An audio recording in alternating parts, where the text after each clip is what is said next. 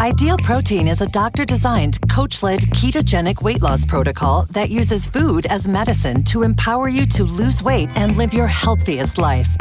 And welcome back to the Livingston Parish News Weekly Show, a podcast brought to you by the Livingston Parish News. My name is McHugh David, and today we got our regular guest back. It has been a minute.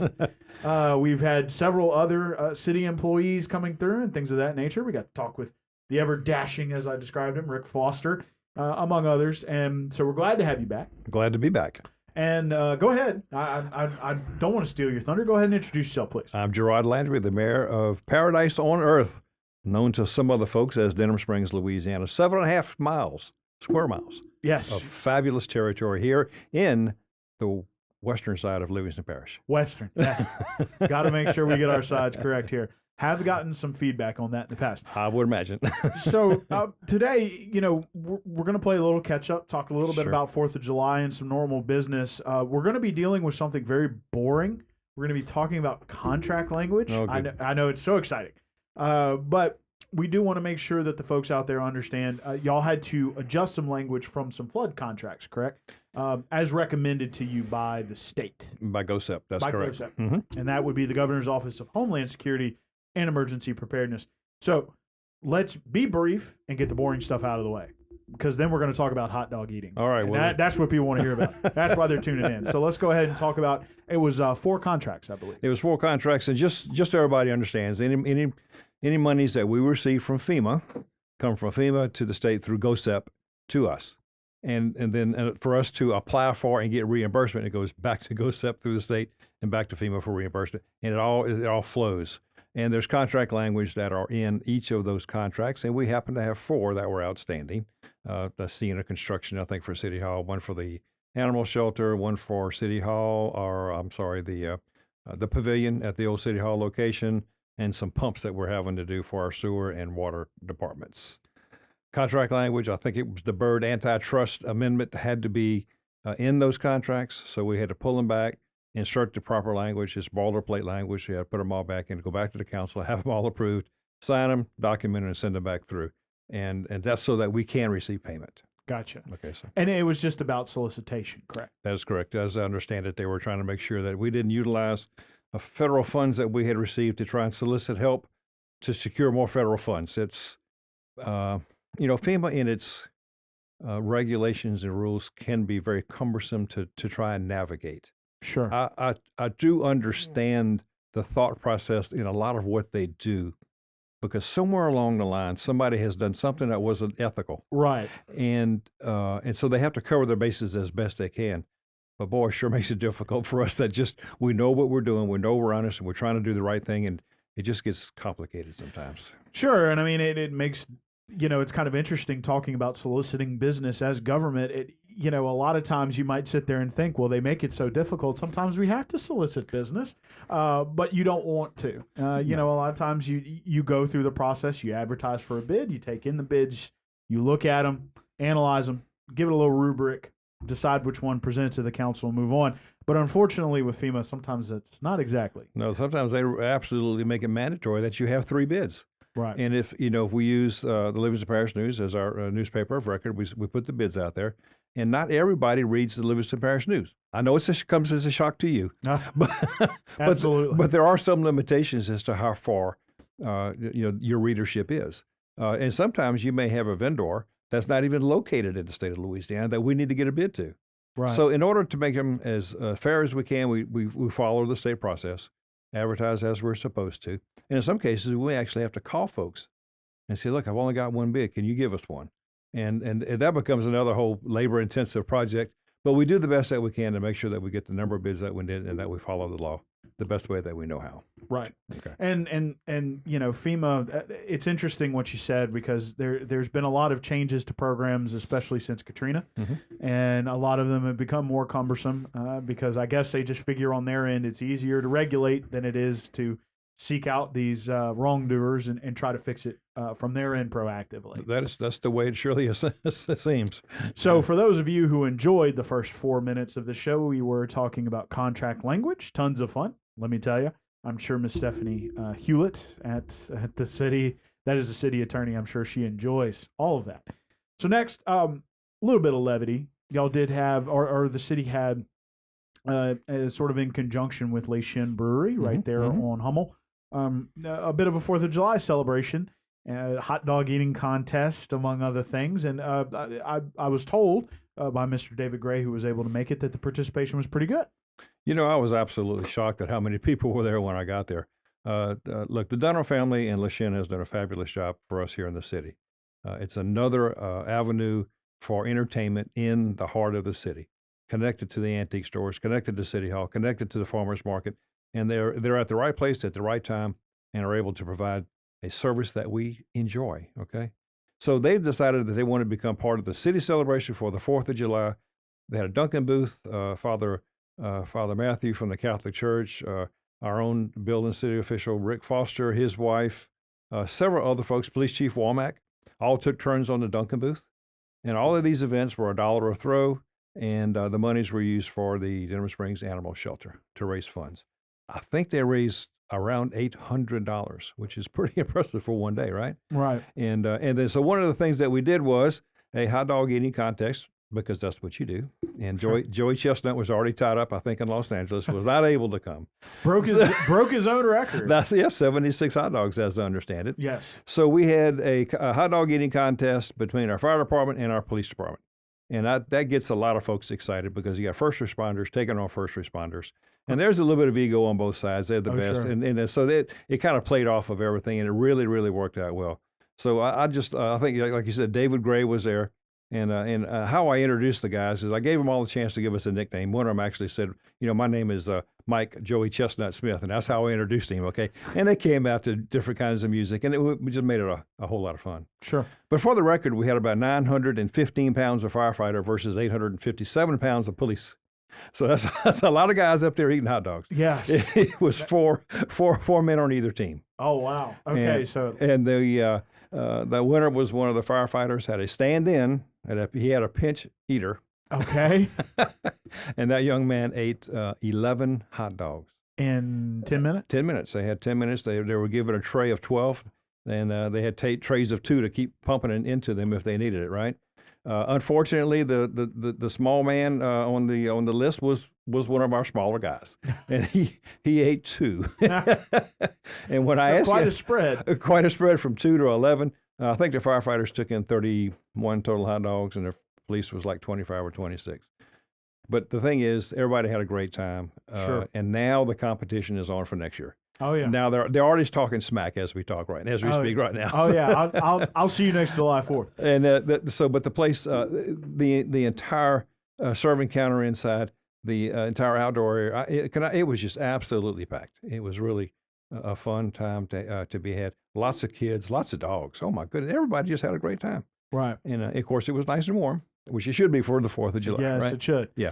And it rained later in the day. It did right after all the events, and that was good. Yeah. And then right at 3 o'clock, exactly at 3 o'clock when it was time to start, guess what happens?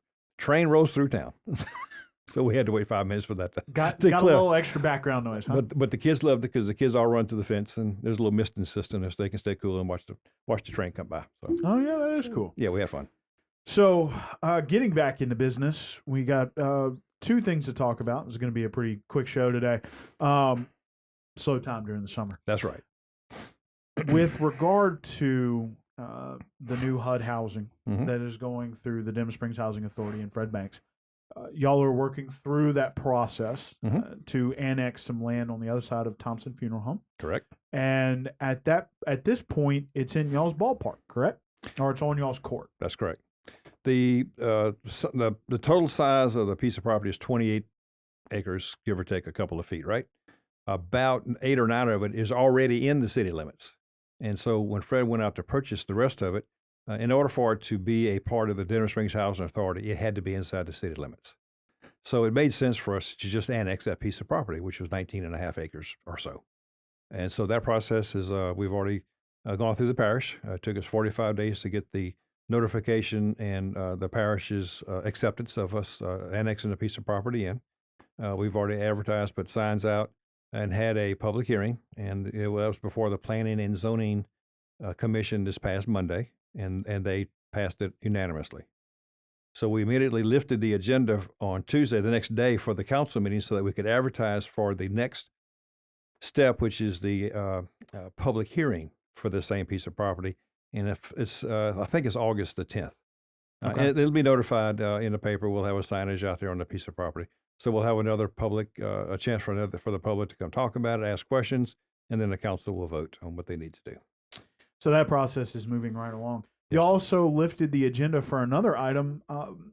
Some, I guess you can say, hurricane preventative measures actually turned out to be a better deal, which sometimes you figure out when you go through these steps, to buy them, as opposed to what y'all were doing was renting. So give us a little bit of walkthrough on that one. So what most people don't understand about sewage and sewer plants. Gravity is your friend.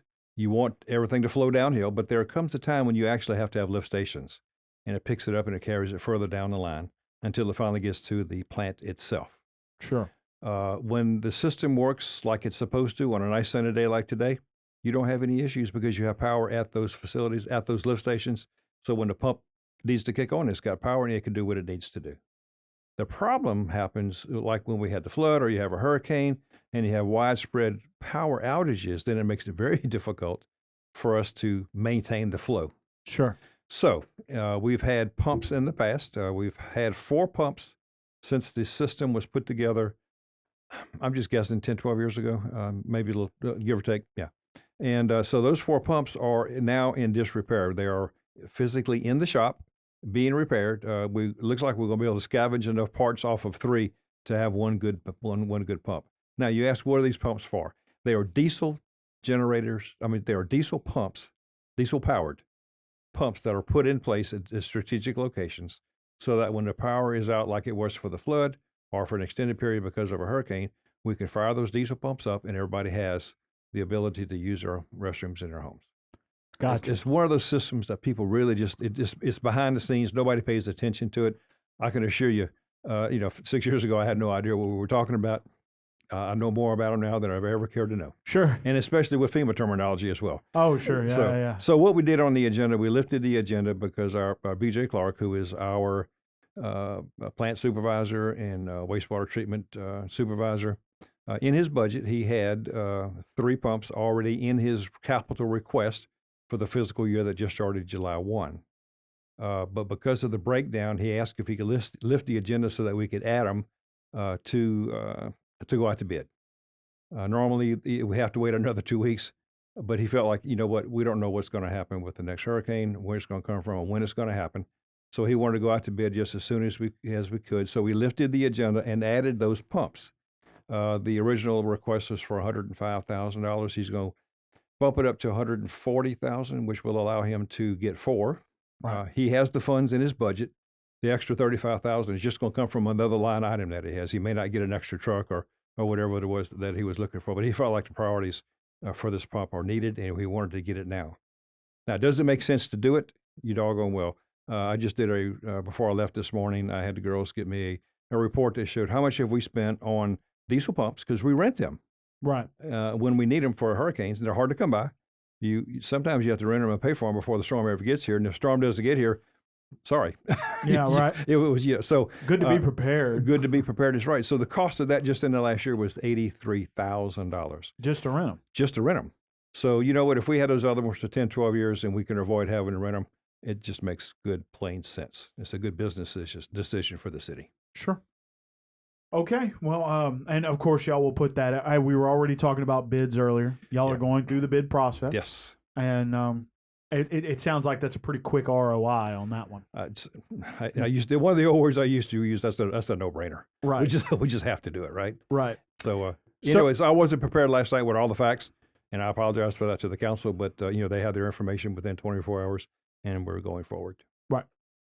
So, last but certainly not least, we've had a lot of rains lately. Some of the hot spots that we used to have aren't so hot anymore. Not too bad. We've been very fortunate. We didn't, like I said last time we spoke, I think we did not get the amount of rain that Baton Rouge did in some areas. Oh, that one. But Lord knows we've had enough of our fair share.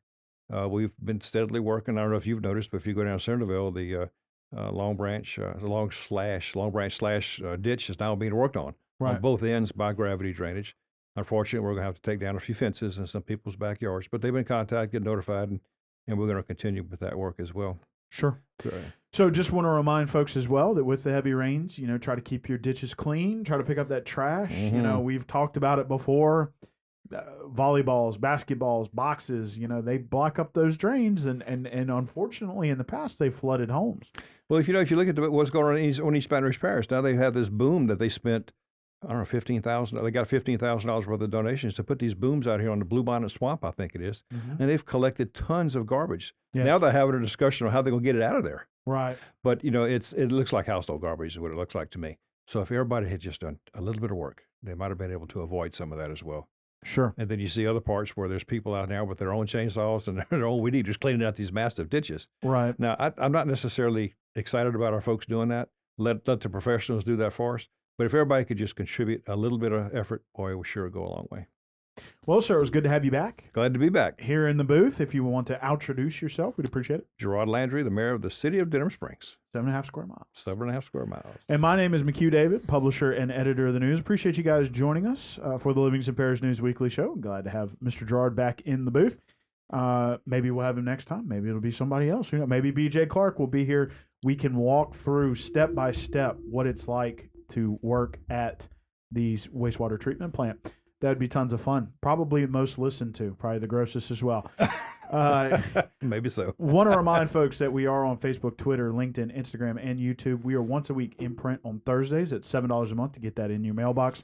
We're also online, www.livingstonparishnews.com. We appreciate you joining us, and we will see you guys next time.